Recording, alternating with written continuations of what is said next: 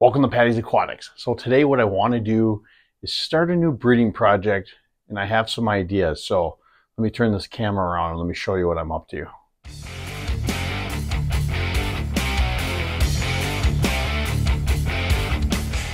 So this is a male and female pair of white cloud minnows that I have in this 2.5 gallon little tank, and I'm attempting to breed them.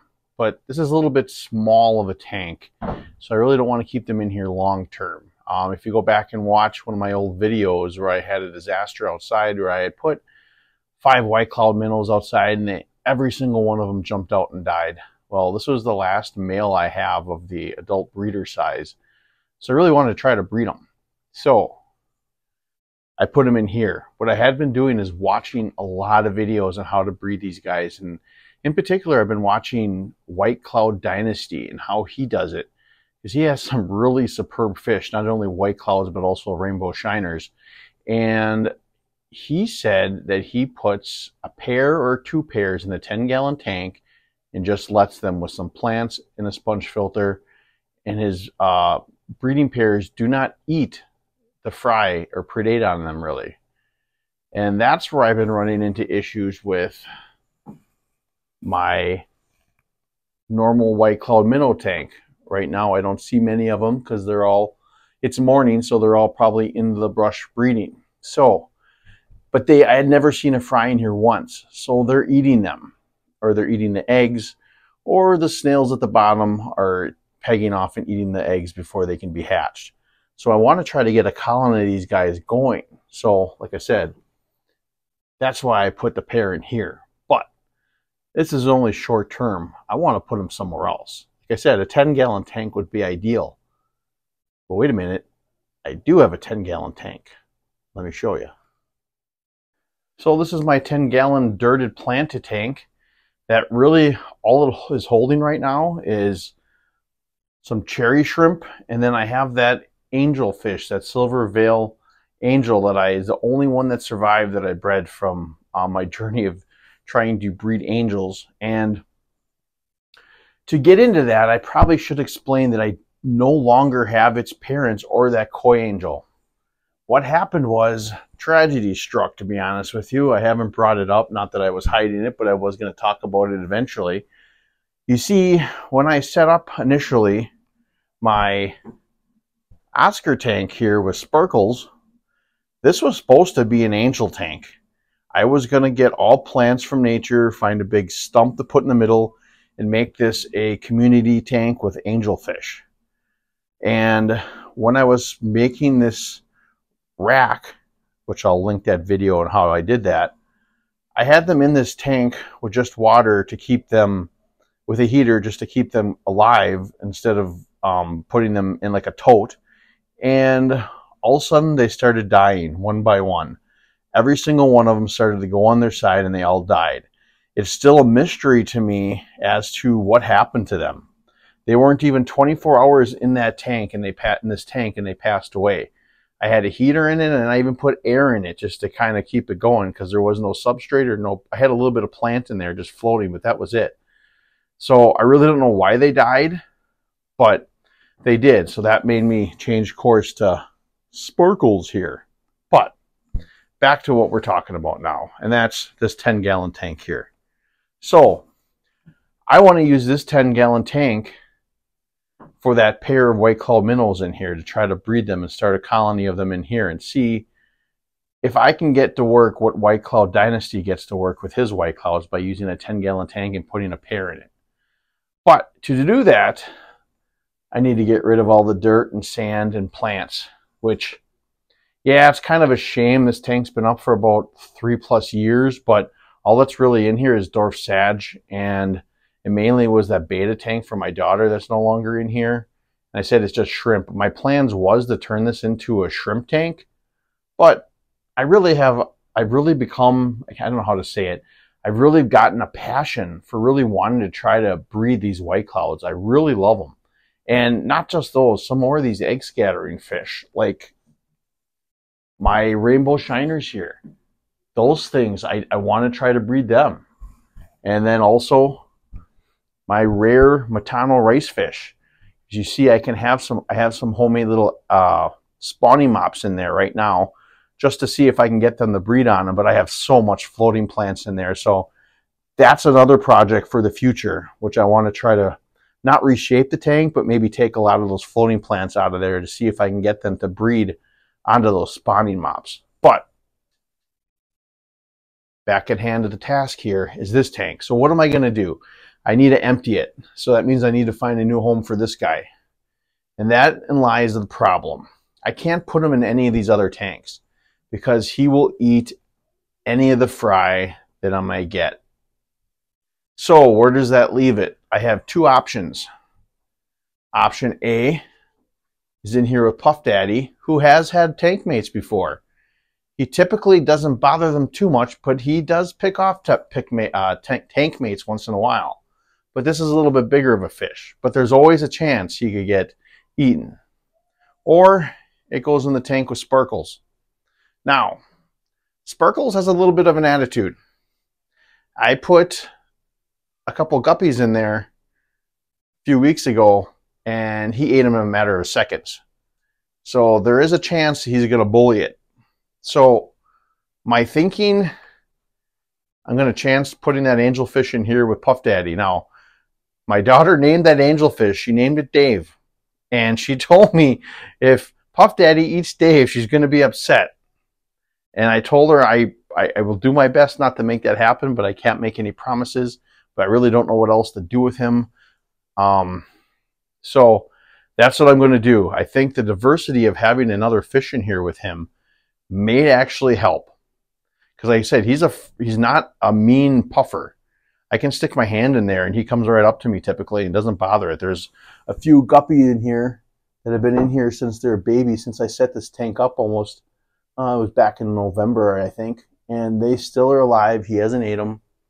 So I think that's what we're going to do. We're going to give that a shot.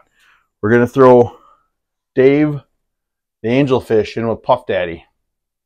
And then all those shrimp, I think I'll throw the rest of the shrimp in here with these double sword guppies, because that colony was kind of dwindling a little bit. So that is the plan. So I'm going to get this emptied out, get Dave. I'll show you when I put Dave in with Puff Daddy, and then I'll show you after that. All right, so I had the tank emptied. Now I want to let it dry out and sit for at least 24 hours. I want to make sure there's no snails in there. I really didn't have many ram's horn snails anymore. It was just the Malaysian trumpet snails. Now, I love snails. I don't have an issue for snails, but if you see one of my last videos where I talk about pest snails, the one disadvantage I have with them is that they like to eat eggs. So the purpose of this tank is to be able to raise up these white cloud minnows. And if they're going to be able to eat the eggs, I don't want snails in this one. So I need to be diligent to make sure snails don't get into here. So no snails in there. So that's ready to sit for a little while. I have all this dwarf sage that was in that tank. I'm going to redistribute that outside in my summer tubs for now. And then Dave the angelfish, I got him in this jar right now, acclimating with this water. Now, to make this as successful as possible, to cohabitate with Mr. Puff Daddy, I want to feed him a few snails I pull out of that tank to get him eating, and then I'll release the angelfish at the same time. And we'll just do this live here and hope we don't have a disaster and get a angelfish eaten in front of everybody's eyes, because that is not my goal, trust me. So, a little bit of dirt in here, but that's okay. Let's get him in there. You get going. Start eating the snails, buddy. Start eating the snails. Now you're going to be picky. The one time you usually devour them like M&Ms. I need you to eat them so I can put the angelfish in there. Come on, dude.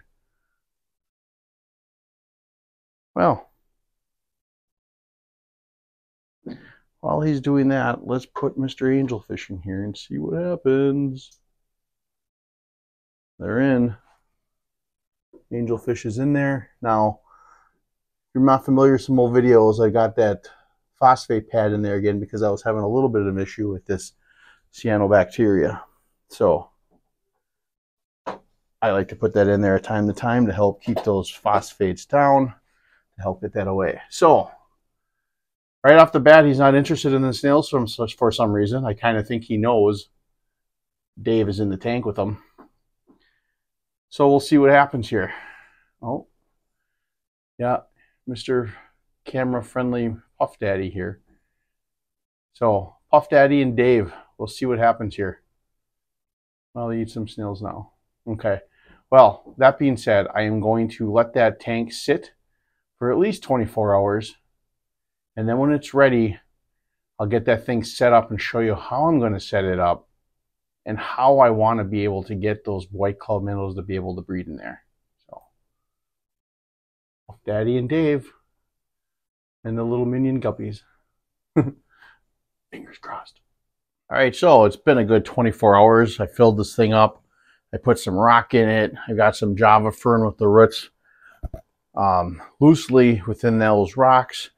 Threw a little bit of sand in there because I don't know, I'm not really a bare bottom guy, and I got a sponge filter in there. So if you know my channel, I don't use filtration, and I just removed air a few months ago and everything's been doing great.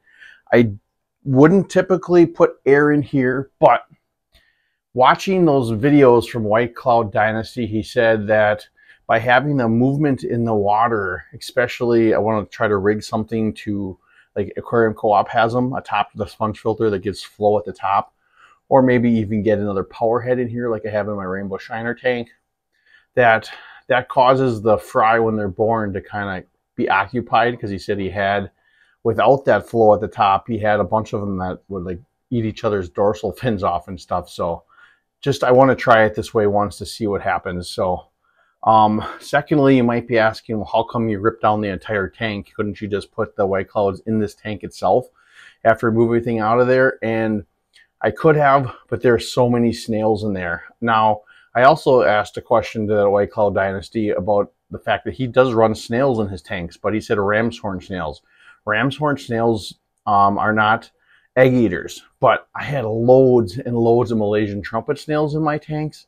I have a feeling they probably were, so I just want to be safe than sorry. Better safe than sorry. So I have Java fern in here now.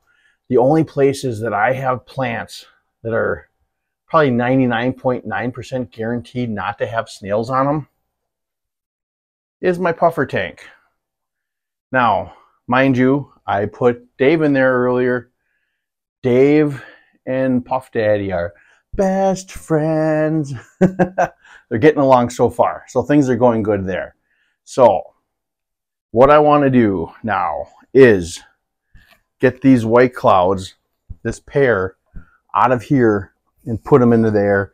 Then I'm going to shake out this hornwort a little bit and put a little bit of it in that tank as well, because it looks like they've been doing a little breeding action in there, and I'm afraid that female in there is trying to eat some of the eggs right now. I don't know, but that's what I'm going to do. I'm going to get those guys in that tank and that hornwort in there, and then I'll let you see what it looks like after that.